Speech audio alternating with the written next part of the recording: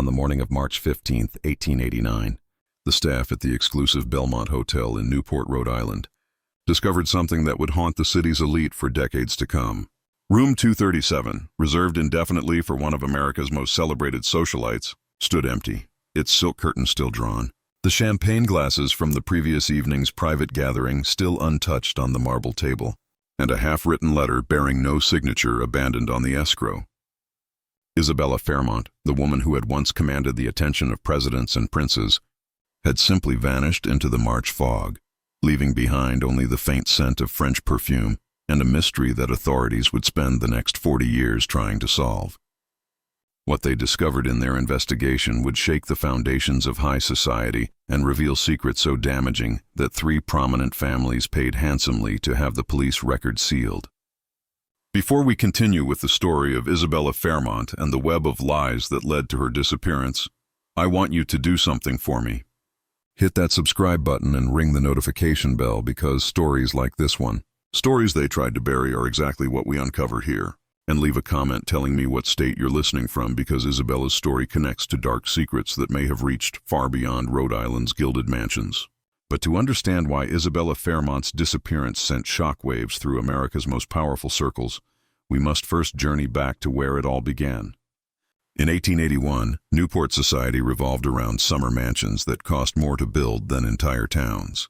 The Gilded Age had created a new aristocracy of railroad barons, steel magnates, and shipping dynasties, and nowhere was their wealth more ostentatiously displayed than along Newport's Bellevue Avenue.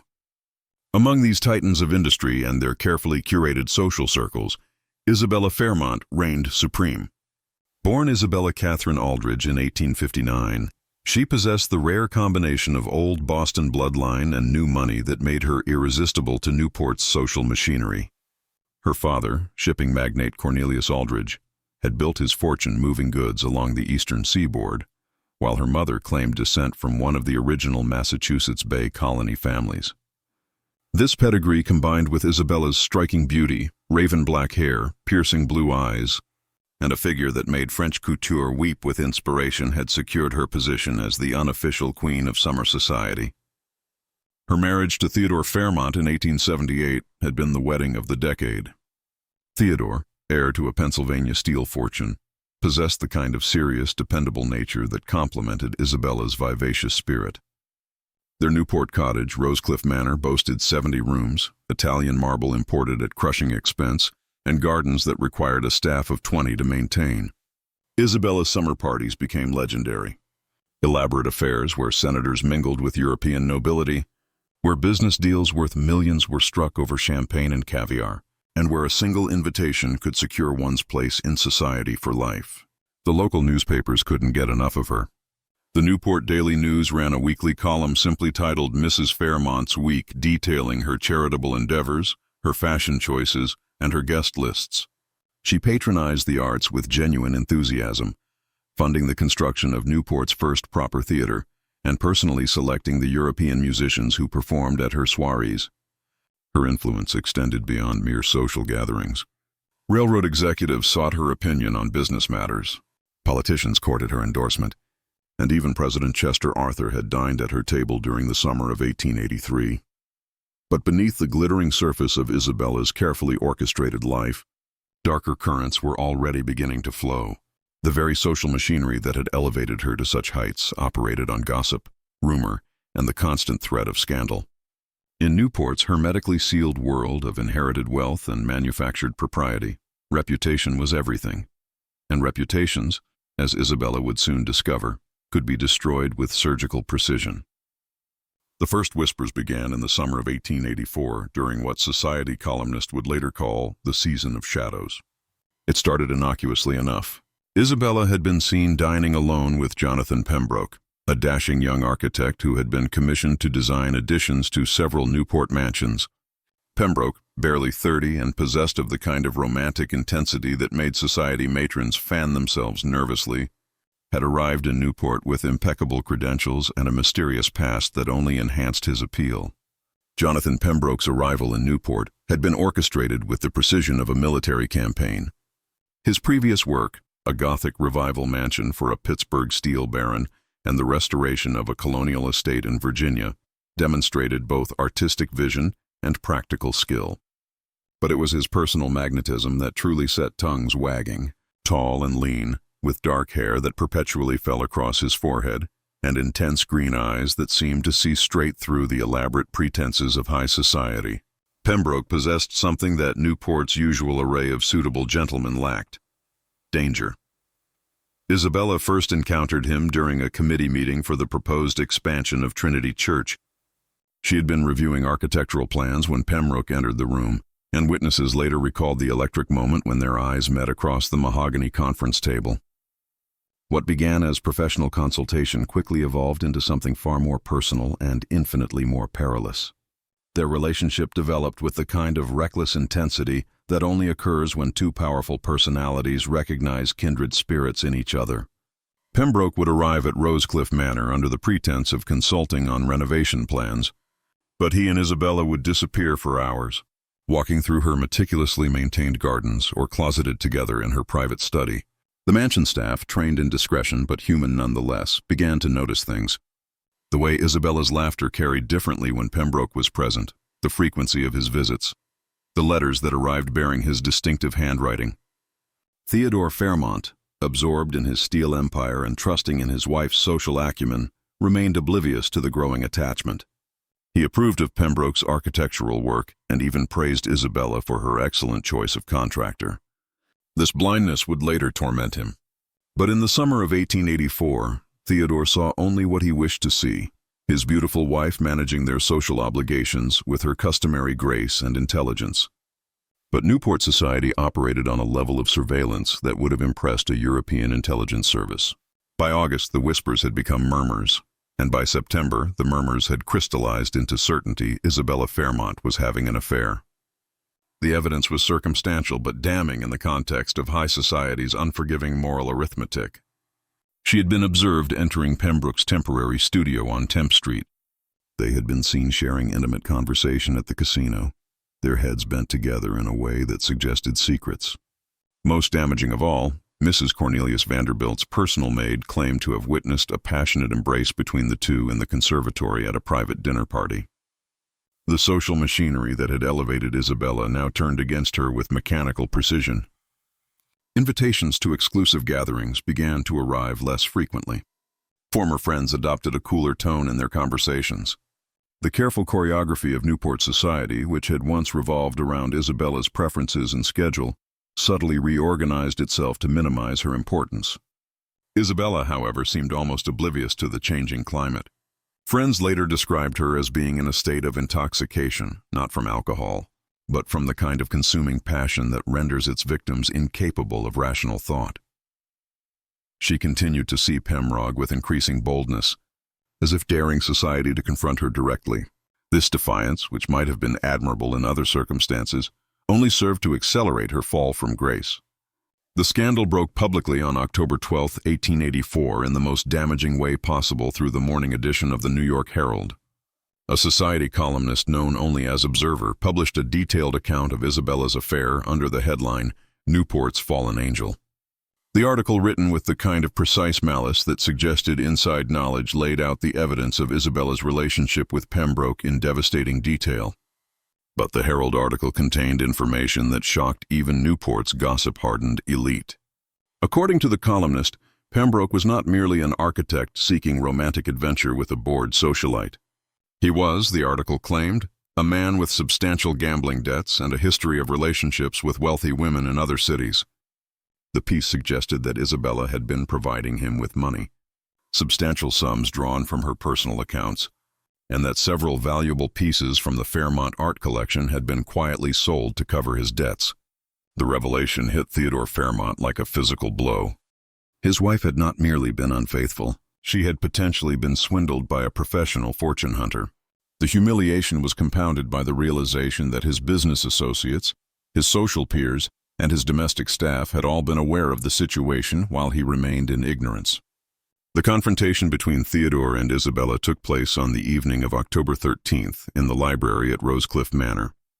According to Theodore's later testimony to private investigators, Isabella initially denied the affair, but broke down when presented with bank records showing the money transfers. She admitted to the relationship, but insisted that her feelings for Pembroke were genuine and that she had given him money out of love, not manipulation. Theodore's response was swift and unforgiving. He demanded that Isabella end all contact with Pembroke immediately, return to Boston for the winter season, and submit to a period of social rehabilitation that would allow them to eventually restore their reputation. Isabella's refusal was equally immediate and absolute.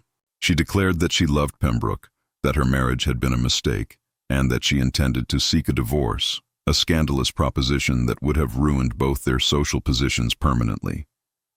The household staff later reported hearing raised voices from the library until nearly midnight, followed by the sound of doors slamming and Isabella's footsteps on the marble staircase. When Theodore emerged the following morning, his face bore the hollow expression of a man who had aged a decade overnight. But Isabella's defiance came at a cost that extended far beyond social embarrassment. Theodore's investigation into their finances revealed that she had transferred nearly $50,000 to Pembroke over the course of 4 months, a sum equivalent to over $1 million in today's currency. More disturbing still were the discoveries made when Theodore's lawyers examined the sales of artwork and jewelry that Isabella had claimed were routine updating of their collection.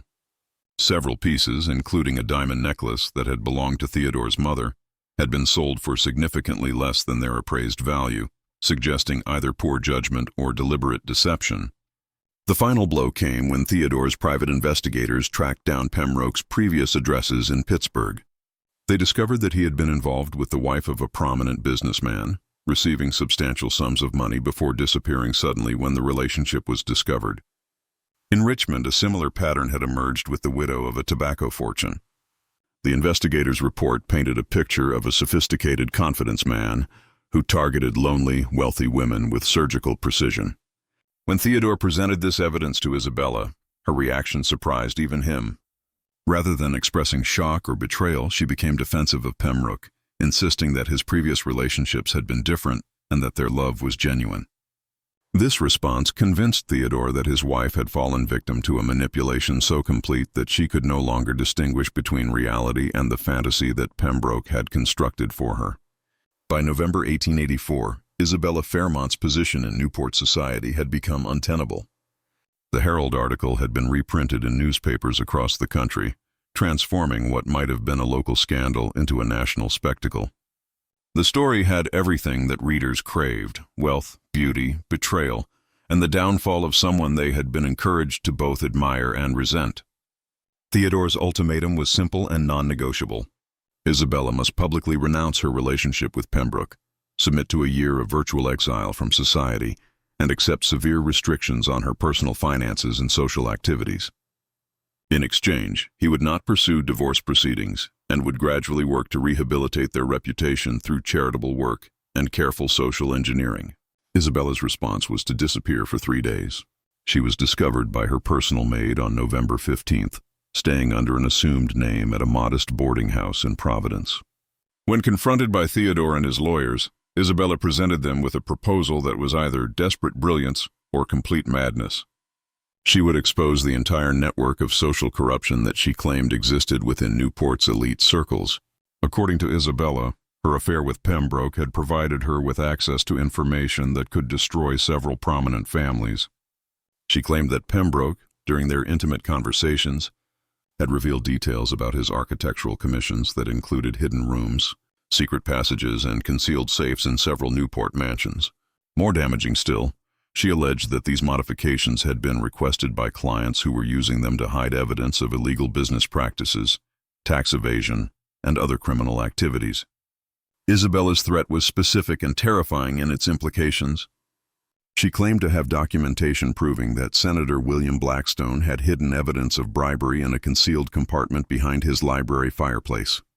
She alleged that railroad magnate Charles Pianton was storing forged documents related to land acquisition in a secret room beneath his wine cellar. Most explosively, she insisted that she possessed evidence linking 3 Newport families to a conspiracy to manipulate steel prices during government contract negotiations. Theodore's lawyers were skeptical, but they were also terrified.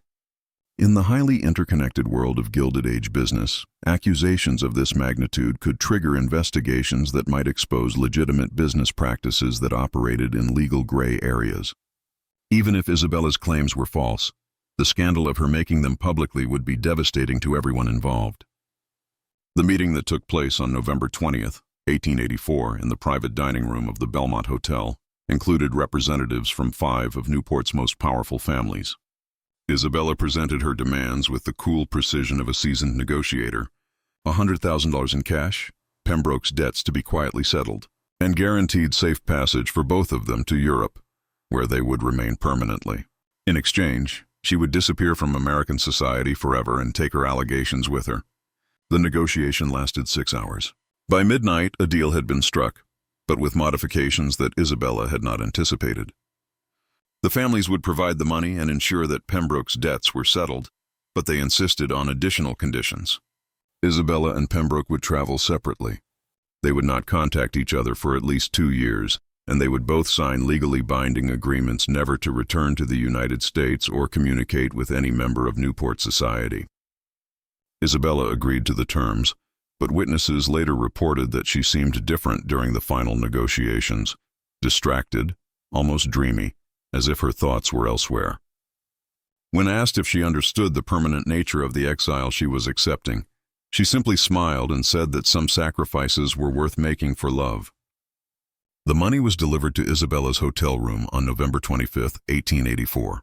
She was scheduled to depart for Europe on December 2nd, sailing from New York on the steamship Britannica. Pembroke had already left for England, departing 3 days earlier on a different vessel. Everything seemed arranged for what amounted to the most expensive love story in American social history. But Isabella Fairmont would never board the Britannica, and the mystery of what happened to her during those final 7 days would haunt Newport society for the rest of the century. Isabella's last week in America unfolded with the kind of meticulous planning that suggested either careful preparation or mounting desperation. She had checked out of her Providence boarding house and returned to Newport, taking a suite at the Belmont Hotel under her maiden name. The choice was symbolically appropriate. She was in effect reverting to her identity before marriage, before scandal, before the chain of events that had led to her exile. The hotel staff later reported that Mrs. Fairmont seemed remarkably calm during her stay. She took her meals in her room, received no visitors, and spent most of her time writing letters.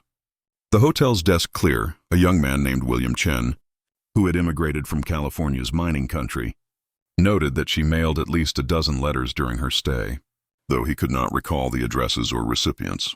On November 28th, Isabella made an unusual request. She asked the hotel concierge to arrange for a photographer to take a formal portrait.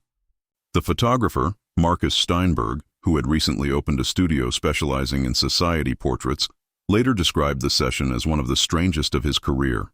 Isabella posed for nearly 2 hours, insisting on multiple photographs in different poses and lighting conditions. She paid in cash and requested that the plates be developed immediately, waiting in his studio while the images were processed. Steinberg's description of Isabella during the session was haunting. She was still a beautiful woman, but there was something in her eyes, a kind of fierce determination mixed with profound sadness. She kept adjusting her jewelry, particularly a ruby brooch that she said had belonged to her grandmother. When I suggested she might want to schedule another session after returning from Europe, she just smiled and said that wouldn't be necessary. The photographs, which surfaced decades later during the probate of Steinberg's estate, showed Isabella in formal attire, her dark hair perfectly arranged, her expression serene but somehow final. In several of the images, she appeared to be looking past the camera as if seeing something or someone that existed outside the photographer's studio.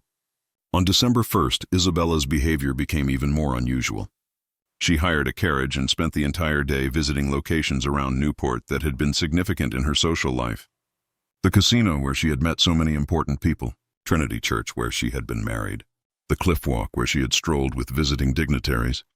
The carriage driver Thomas McGillicuddy later told police that Mrs. Fairmont seemed to be saying goodbye to each location, spending long minutes in silent contemplation at each stop. That evening, Isabella returned to the Belmont Hotel and requested that a late dinner be sent to her room. The hotel's night manager, Robert Sterling, personally delivered the meal, and later reported that Isabella seemed agitated but determined.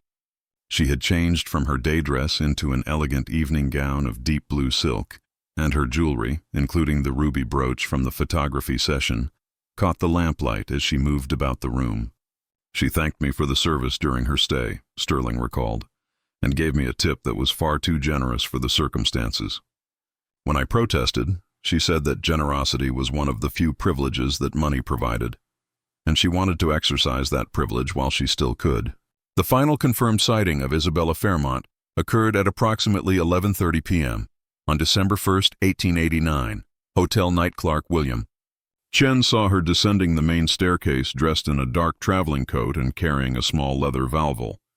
She moved with purpose but without haste, nodding politely to Chen as she crossed the lobby.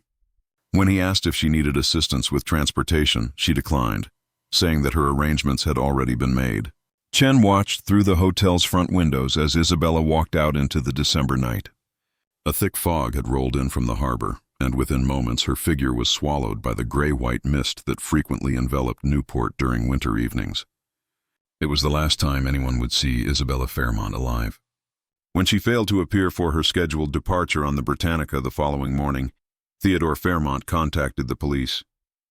The investigation that followed would uncover a web of secrets, lies, and unanswered questions that would perplex law enforcement for decades to come. The Newport Police Department had never handled a case quite like Isabella Fairmont's disappearance. Missing persons investigations in 1889 relied on witness testimony, physical evidence, and the kind of methodical detective work that was just beginning to emerge as a professional discipline. Chief Detective Samuel Harrison, a methodical man who had cut his teeth on waterfront crimes and domestic disputes, approached Isabella's case with the systematic thoroughness that would define police work for the next century. The first phase of the investigation focused on Isabella's movements during her final week in Newport. Harrison's team interviewed hotel staff, carriage drivers, shopkeepers, and anyone else who might have encountered her. What emerged was a picture of a woman who seemed to be methodically closing the chapters of her life, as if preparing for a journey from which he did not expect to return. The contents of Isabella's hotel room provided the first major clues. Her clothing and personal effects were neatly arranged, suggesting either hasty departure or careful preparation. More intriguing was what was missing. Several pieces of valuable jewelry, including a diamond bracelet that hotel staff had seen her wearing earlier in the week, were nowhere to be found. Her personal papers included drafts of letters that appeared to be final messages to family members, though the completed versions were never located. Most puzzling was a partially burned document found in the room's fireplace. The fragments that survived the flames contained what appeared to be financial calculations and several names, including J.P., presumably Jonathan Pembroke, and W.B. The latter initially mystified investigators until they realized it likely referred to William Blackstone, the senator whom Isabella had allegedly threatened to expose. Detective Harrison's investigation took a dramatic turn when he attempted to contact Jonathan Pembroke in London. The address that Isabella's lawyers had been given proved to be a mail forwarding service, and Pembroke himself seemed to have vanished as completely as Isabella. British authorities, responding to Harrison's inquiry, reported that no one matching Pembroke's description had registered at any of London's major hotels or boarding houses. This discovery led Harrison to a disturbing conclusion. Either Pembroke had been using a false identity, or he had never actually left for Europe at all. The steamship records confirmed that someone named Jonathan Pembroke had booked passage to London. But the shipping line's manifest showed that the passenger had never boarded the vessel. As Harrison dug deeper into Pembroke's background, a more sinister picture began to emerge. The architect's credentials, while impressive, were difficult to verify completely. His previous work in Pittsburgh and Richmond was real, but investigators discovered that he had left both cities under questionable circumstances, abandoning projects and leaving unpaid debts. More disturbing was the pattern of relationships with wealthy women that had marked his career in each location. But the most shocking discovery came when Harrison's team examined the architectural modifications that Pembroke had made to several Newport mansions.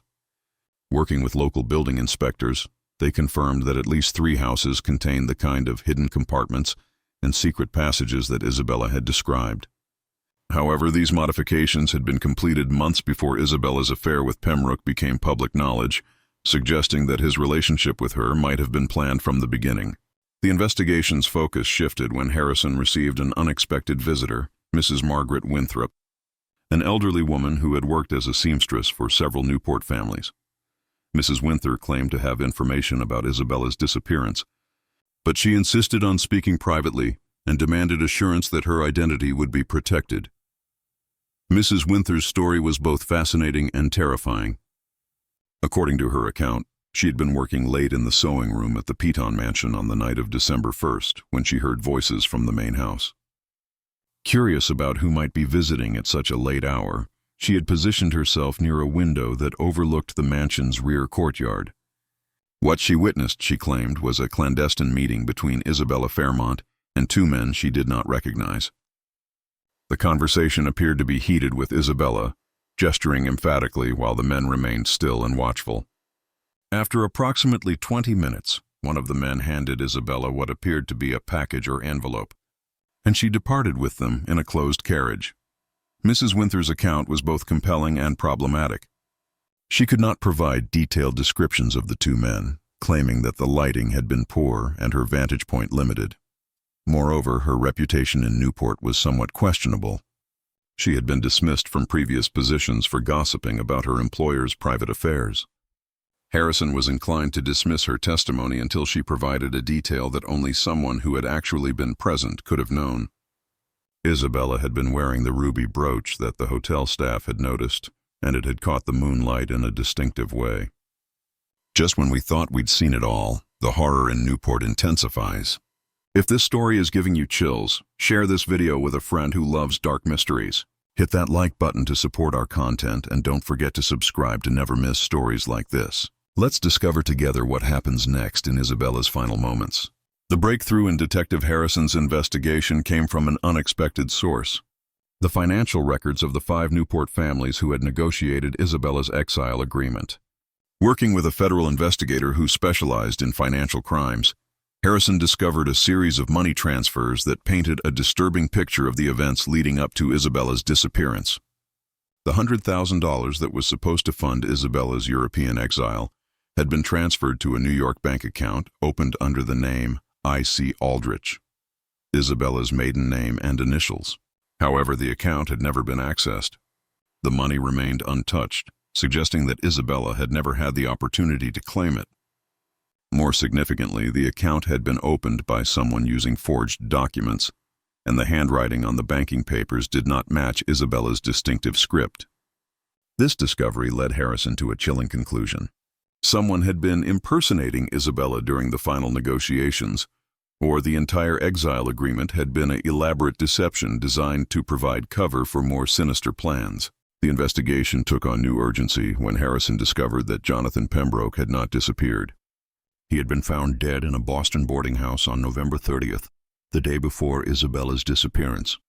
The cause of death was officially listed as heart failure, but the boarding housekeeper reported that Pembroke had been visited by 2 well-dressed gentlemen on the day he died. The men had claimed to be business associates and had spent several hours with Pembroke in his room before departing quietly. Pembroke's death had been reported in Boston newspapers, but the story had not reached Newport until several days later. This timing suggested that Isabella might not have known about Pembroke's death when she made her final arrangements on December 1st. If she had been planning to meet him or join him in exile, she would have been walking into a trap. Harrison's investigation now focused on identifying the 2 men who had visited Pembroke in Boston and who Mrs. Winthrop claimed to have seen with Isabella on the night she disappeared. The breakthrough came when he discovered that several of the Newport families had employed the same private security firm, Pinkerton Detective Agency, to handle sensitive matters related to the Isabella scandal. The Pinkerton files, obtained through legal pressure applied by federal investigators, revealed the existence of what amounted to a conspiracy to permanently silence Isabella Fairmont. The record showed that agents had been tracking both Isabella and Pembroke for weeks, documenting their movements and monitoring their communications. Most damning were the strategic recommendations contained in the agency's reports, which suggested that the scandal posed such a significant threat to their clients, interests that permanent resolution might be necessary. The euphemistic language of the Pinkerton reports was chilling in its implications. References to neutralizing the threat and ensuring permanent discretion suggested that the detective agency had moved beyond surveillance into more sinister territory. One report dated November 28th recommended immediate action to prevent exposure of client interests and noted that the target's emotional instability provides optimal cover for various outcomes. But the most shocking discovery came when Harrison examined the original architectural plans for the hidden compartments that Pembroke had built in the Newport mansions. The plans included detailed specifications for a sophisticated hiding place beneath the wine cellar of the Piton mansion, a space large enough to conceal far more than documents or valuables. Working with federal investigators and local building inspectors, Harrison obtained a warrant to examine the Piton mansion's basement. What they discovered on February 14, 1890, would haunt everyone involved in the investigation for the rest of their lives. The search of the Piton mansion began at dawn on Valentine's Day, 1890. Detective Harrison had assembled a team that included federal investigators, local police officers, and a building inspector who specialized in structural modifications. The mansion's current resident, Charles Piton, had departed for his New York residence immediately after the warrant was issued, had left behind a house that seemed frozen in time, its elegant rooms bearing witness to the kind of wealth and privilege that had defined Gilded Age Newport. The wine cellar, located beneath the mansion's main floor, appeared normal at first examination. Racks of imported wines lined the walls, and the stone floor showed no obvious signs of disturbance. But the building inspector's measurements revealed a discrepancy. The cellar's dimensions did not match the architectural plans on file with the city. There was approximately 8 ft of unaccounted space behind the north wall. Working carefully with picks and crowbars, the investigation team broke through what appeared to be a false wall constructed of the same stone as the cellar's original construction. Behind it lay a hidden chamber approximately 10 ft square and 8 ft high, with walls that had been lined with lead sheeting, a modification that would have prevented any sounds from escaping to the rooms above. The chamber was not empty. Isabella Fairmont's remains were discovered in the far corner of the hidden room, her body wrapped in what had once been an expensive silk evening cloak. The ruby brooch that hotel staff and the photographer Marcus Steinberg had noticed was still pinned to the fabric, though the silk itself had deteriorated significantly during the 2 months she had been missing. The coroner's examination revealed that Isabella had died from chloral hydrate poisoning, a method that had become increasingly popular among professional killers because it was difficult to detect and could be administered without the victim's knowledge. The poison had been mixed with champagne, traces of which were found in a crystal glass discovered near her body. But perhaps most chilling was the evidence that Isabella had not died immediately. Scratch marks on the lead-lined walls suggested that she had been conscious when placed in the chamber and had attempted to escape before the poison took full effect. A partially written note found clutched in her hand contained what appeared to be accusations against her killers, though the deteriorated paper made the text largely illegible. The discovery of Isabella's body transformed the investigation from a missing persons case into a murder inquiry of unprecedented complexity. The evidence suggested a conspiracy that reached into the highest levels of Newport society, involving families whose names were synonymous with American industrial power. Detective Harrison's reconstruction of events painted a horrifying picture of premeditated murder disguised as scandal management. The exile agreement had been a ruse designed to provide cover for Isabella's disappearance. The 2 men who had met with her on the night of December 1st had been Pinkerton agents acting on behalf of the Newport families who feared exposure of their business crimes. Isabella had been lured to the Piton mansion with the promise of final arrangements for her departure to Europe. Instead, she had been drugged, imprisoned in the hidden chamber, and left to die. The lead lining that had been installed ostensibly to protect valuable documents had actually been designed to create a soundproof execution chamber. The investigation revealed that Jonathan Pembroke's death had also been murder disguised as natural causes. The architect had been killed because he possessed detailed knowledge of the hidden compartments and their contents. Knowledge that would have made him a dangerous witness if Isabella's allegations had ever been investigated. His death had been carefully timed to precede Isabella's murder by 1 day, ensuring that she would have no opportunity to learn of his fate before walking into the trap that had been set for her. The arrests that followed Isabella's discovery sent shockwaves through American high society that reverberated far beyond Newport's exclusive circles. Charles Peyton, William Blackton, and 3 other prominent Newport residents were charged with conspiracy to commit murder, while 2 Pinkerton agents faced charges of actual murder and concealment of evidence.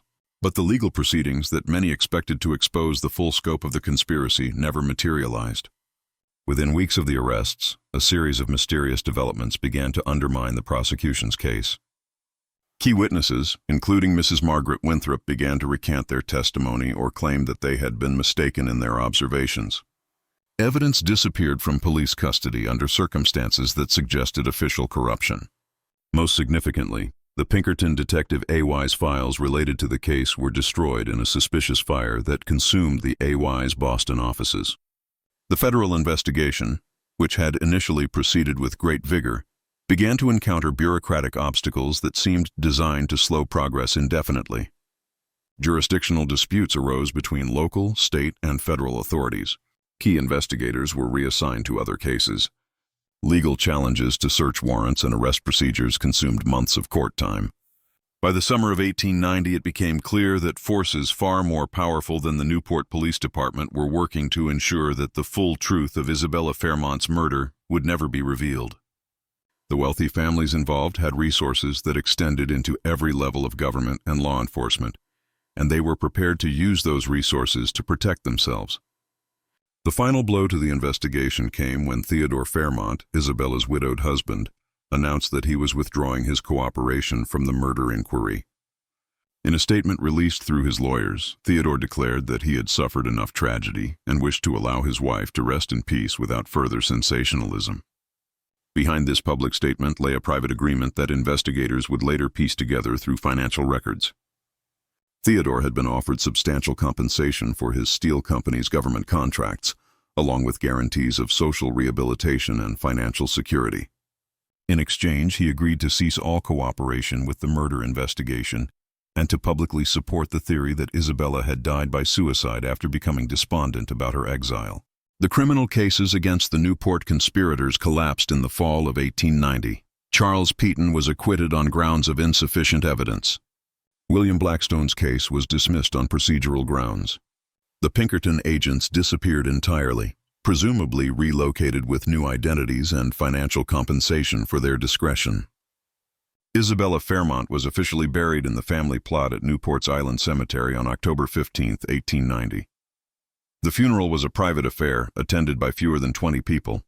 No society columnist covered the service, and no newspaper ran obituaries detailing her life or achievements. But the story of Isabella Fairmont's murder did not end with her burial or the collapse of the criminal cases against her killers. In the years that followed, a different kind of justice began to manifest itself in ways that suggested the dead woman's accusations had been entirely accurate. The families who had orchestrated Isabella Fairmont's murder believed they had successfully buried their secrets along with her body. But the corruption and criminal activities that she had threatened to expose proved to be the seeds of their own destruction. Charles Pemberton, the man in whose basement Isabella had died, never recovered from the psychological trauma of the murder. Friends and family members reported that he became increasingly paranoid and reclusive. Convinced that Isabella's ghost was haunting his mansion, he moved permanently to his New York residence, but found no peace there either. His business empire, built on the kind of fraudulent government contracts that Isabella had discovered, began to unravel when federal investigators working independently of the Newport murder case uncovered evidence of systematic bid rigging and price manipulation. By 1895, Peon Steel Company was facing bankruptcy proceedings and federal prosecution for fraud. The hidden documents that Isabella had threatened to expose were eventually discovered during asset seizure proceedings, confirming every allegation she had made. Peyton himself died in 1897, found dead in his New York mansion under circumstances that suggested suicide, though the official cause of death was listed as heart failure. Senator William Blackstone's political career suffered a similarly dramatic collapse. In 1892, a corruption investigation that had nothing to do with Isabella's murder uncovered the bribery evidence that she had claimed was hidden behind his library fireplace. The documents discovered during a federal raid detailed a systematic scheme to sell Senate votes on railroad legislation. Blackstone was expelled from the Senate in disgrace and died in poverty in 1899. His family fortune consumed by legal fees and restitution payments. The pattern repeated itself with each of the families who had participated in Isabella's murder. Railroad magnate Thomas Hartwell was ruined when the Interstate Commerce Commission discovered the price-fixing conspiracy that Isabella had threatened to expose. His suicide in 1896 was front-page news in newspapers across the country. Banking heir Robert Sterling lost his fortune in the Panic of 1893, largely because his illegal lending practices, the same ones Isabella had discovered, left his institution vulnerable when the economy collapsed. But perhaps the most poetic justice came in the fate of the Pinkerton Detective Agency. The organization that had carried out Isabella's murder found itself under increasing federal scrutiny as labor violence escalated throughout the 1890s. Congressional investigations into the agency's methods and clients revealed a pattern of corruption, illegal surveillance, and violence that destroyed its reputation permanently. By 1900, the Pinkerton Agency had lost most of its major clients and was facing criminal charges in multiple states. Detective Samuel Harrison, who had led the original investigation into Isabella's disappearance, never forgot the case that had defined his career. After retiring from the Newport Police Department in 1905, he spent his remaining years compiling a detailed record of everything he had discovered about the conspiracy. His private files, discovered after his death in 1918, contained evidence that several other mysterious deaths in Newport during the 1880s and 1890s had been connected to the same network of wealthy families and corrupt officials. Harrison's final report, written in 1917, concluded with a chilling assessment. The murder of Mrs. Isabella Fairmont was not an isolated crime, but part of a systematic campaign by America's wealthiest families to eliminate threats to their power through violence and intimidation. The failure to prosecute her killers sent a message that money and influence could place individuals above the law, a precedent that continues to corrupt our justice system to this day. The Isabella Fairmont case became a cautionary tale that was whispered about in Newport society for decades. Parents warned their daughters about the dangers of social climbing and extramarital affairs, but they missed the deeper lesson that Isabella's story provided. That America's Gilded Age elite were capable of murder when their interests were threatened. The mansion where Isabella died, the Peaton estate, stood empty for over 20 years after Charles Peaton's death. Local residents reported strange occurrences: lights appearing in windows of the supposedly vacant house, sounds of music and laughter carrying across the grounds during winter evenings, and the persistent scent of French perfume in rooms that had been sealed for decades.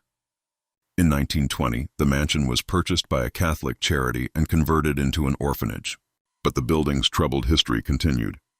Children reported seeing the figure of an elegantly dressed woman walking through the corridors at night, and several staff members claimed to have heard the sound of someone scratching at the walls in the basement. The orphanage closed in 1935 after a series of mysterious accidents that the church deemed incompatible with the spiritual welfare of the children. The building was demolished in 1938, but construction workers reported finding additional hidden chambers that had not been discovered during the original police investigation.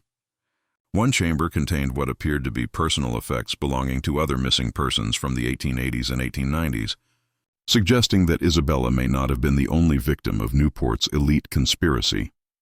The ruby brooch that Isabella had worn to her death became the subject of its own dark legend. After being held as evidence for several years, it was eventually returned to Theodore Fairmont, who immediately donated it to a Boston museum. The brooch disappeared from the museum's collection in 1895 under circumstances that suggested theft, but it surfaced periodically over the following decades, always associated with tragedy. In 1902, the brooch was discovered among the possessions of a New York socialite who had died in what appeared to be a suicide.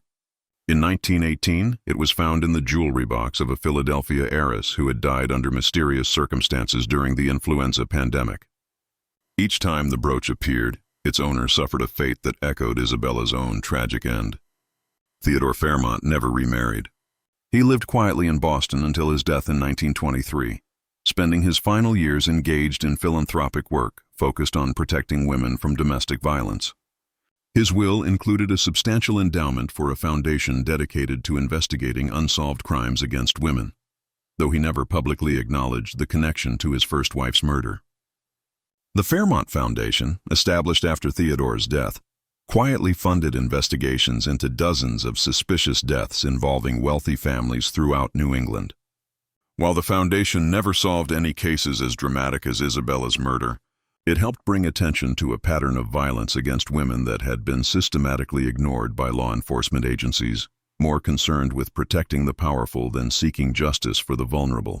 Perhaps the most enduring mystery surrounding Isabella Fairmont's death was not who killed her or why, but what became of the evidence she had gathered about the Newport conspiracy. Despite extensive searches of her hotel room, her personal effects, and every location she had visited during her final week in Newport, investigators never found the documentation that she had claimed to possess. Detective Harrison's theory was that Isabella had hidden the evidence somewhere in Newport before her final meeting with the Pinkerton agents. He believed that she had suspected the danger she faced and had taken steps to ensure that her allegations would survive her death.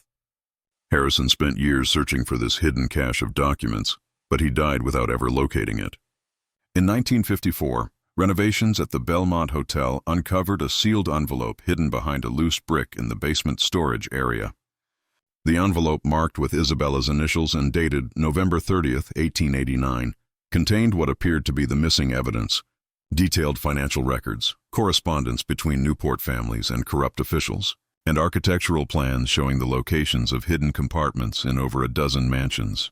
The discovery of Isabella's evidence, 65 years after her death, provided final confirmation of every allegation she had made. The documents revealed a conspiracy that extended far beyond Newport, involving politicians, judges, and business leaders throughout New England. But by 1954, all of the original conspirators were long dead, and the statute of limitations had expired on their crimes. The Belmont Hotel donated Isabella's evidence to the Newport Historical Society, where it remains today as part of a permanent exhibition on the darker aspects of Gilded Age society. Visitors to the exhibition often report feeling an unusual chill when viewing Isabella's final photographs and reading her final letters, as if her spirit remains present to ensure that her story is finally told in full. The hotel room where Isabella spent her final nights, room 237, was eventually converted to other uses, but staff and guests continued to report unusual phenomena.